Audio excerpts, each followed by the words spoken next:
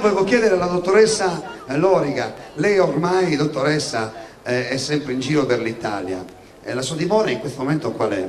La mia dimora è in Abruzzo, a Sulmona. Non gli manca Sassari? Tantissimo. Ma la sua piazza di notte, quando lei era ragazzina, andava in giro per Sassari di notte, qual è la sua piazza preferita? Piazza d'Italia. Piazza d'Italia. Lei veniva qui di notte, si faceva la passeggiatina, la vasca notturna, Le manca un po'? Molto, infatti a Sulmona ho voluto proprio portare un pezzo di Sardegna con canzoni sarde in occasione proprio della presentazione del libro, per portare un angolo della mia bella terra. Tant'è vero che tantissima gente alla fine della presentazione mi ha detto: si stanno preparando tanti biglietti per la Sardegna. Vediamo di venire il libro, che mentre parliamo, prego continua a parlare, riusciamo a far vedere il libro, Paolo, mentre parliamo di Sardegna. Vedete, questo è un libro che propone una ricerca unica nel suo genere, che è certo che l'argomento, l'applauso sicuro,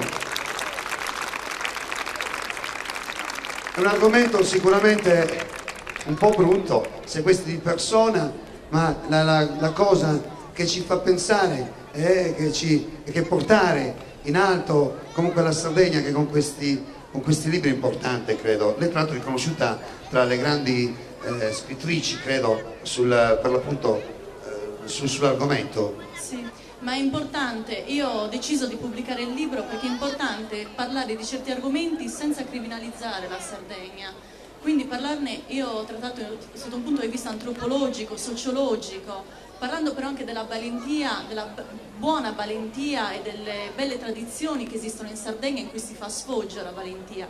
Quindi trattare il sequestro senza criminalizzare e stigmatizzare la Sardegna. È un crimine che ci è appartenuto soprattutto nel passato, però analizzarlo dal punto di vista storico, sociologico, antropologico, senza però mai criminalizzare. Questo è stato il mio intento principale. Io le faccio i miei complimenti e l'applauso sicuramente del nostro pubblico di Sassari. Grazie.